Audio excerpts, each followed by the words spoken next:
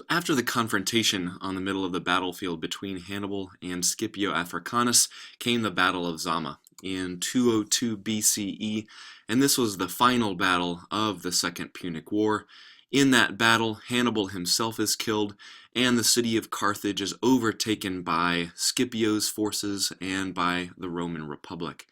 Now, Rome did not destroy Carthage at the end of the Second Punic War, as one might expect, but again, they emptied the treasury, they obliterated Carthage's navy, and deconstructed all of its ships, stole all of the resources from its treasury, and left it as basically a weak or crippled state that was then controlled by a Roman governor. So this essentially ended the Second Punic War, which was really the closest Rome ever came in its early republic to obliteration in Hannibal's 17-year period on the Italian peninsula. But like I said, Rome did not totally expunge or extinguish Carthage. They allowed it to live on. That is until later in the 2nd century, Cato, a Roman senator, to help drum up popular support, called for the utter destruction of Carthage.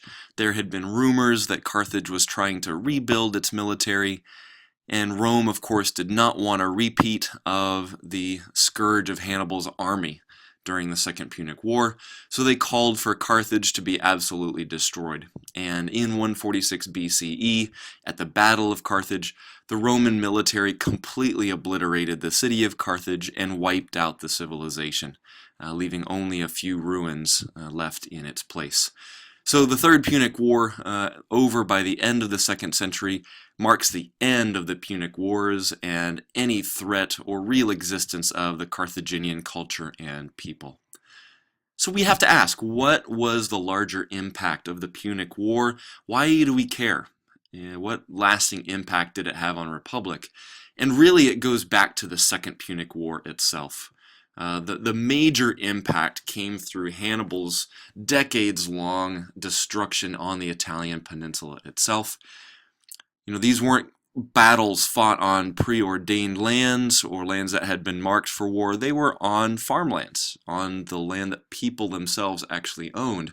And so in the midst of these magnificent, huge battles, it wasn't just the loss of life that Rome experienced, but actually the destruction of farms, of food resources and natural resources, and so much so that small families living on these farms could no longer afford to live on these farms or own the property. They couldn't afford to wait the years it would take for the land to replenish its nutrient supply and be able to grow food again. So these small farmers were forced to sell their ruined farms to the wealthy citizens, people who could afford to buy the land for really cheap, yet wait for the years it would take for the land to actually be able to grow fruit again. So on the one hand, you have small farmers, many of whom are soldiers, selling their destroyed farms, trying to get some amount of money so that they could feed their families. And then those wealthy landowners, those wealthy patricians, created what are called latifundia, or massive plantations. So rather than having, say, 50 small farming families in a region growing food, you had very few numbers of uber wealthy owning these plantations. And then what they would do is, rather than hiring plebeians or hiring sort of low-skilled workers, they actually brought in thousands and thousands of slaves from foreign conquests to then be the workers on these farms. So to add insult to injury, small farmers had to not only sell their land, but also gave up the labor jobs that had been the backbone of their family's economy for generations. Right? So without this work that they could do on their own farms, and because they couldn't own their own land, they had to go somewhere to find jobs, to find money for their families. And where was the only place? It was in the cities themselves. So the economic impact that we really want to get out of the Punic Wars is the beginning of this creation of these large plantations, these large estates. And this becomes the newest and perhaps most important form of tension that we've been talking about between the patricians and the plebeians. The wealthy, land-owning aristocracy who passed down their wealth to future generations, They were the ones buying up all of this cheap destroyed land and creating this latifundia. Well, after a few years and after the land could produce food again, these land stocks became investments, and they were able to grow food and sell them at a huge profit. Meanwhile, the plebs, the lower class who had owned much of these small tracts of land, had to move to cities. But you can imagine, with thousands and thousands of people moving to the cities, it made competition for jobs extraordinarily fierce. So even though they thought they were moving there for economic opportunity, when they got there, there weren't enough jobs. The living conditions were horrible, and they entered into periods of poverty. And so this really increased the growing tensions between the poor, those people who had to sell their farms and could no longer work in a place where their family may have owned it for several generations, and the wealthy who had bought up their farms as a form of investment. So what happens is that after the Punic Wars, and after the plebs are all moving back to the cities, it creates a massive class of an urban poor who have no land, who live in really poor living conditions, who have no jobs, and in many cases may be disabled or injured from the wars in which they fought, and so couldn't take on a labor-intensive job that they might have been able to find in the cities. So even though there had been some political surrenders to the plebs in giving them the office of the tribunes, giving them some influence in the government, because of the destruction during the Punic Wars, they were losing economic power and influence. And so that became the most important gap between the rich and the poor. It wasn't political influence. Now it was economic prosperity and the ability to provide for the families. So what happens is that there is one more level of tension, and that is the growing prevalence of slavery in the Roman Republic. Because Rome had continued to expand to new territories, many of these conquered peoples were enslaved, particularly the soldiers of a newly conquered territory. Right, the strongest men, they provided the most dangerous future threat. So these were the ones who were enslaved. It removed them from the possibility of growing a rebellion or a revolt, and it also meant that they were the strongest, most capable laborers.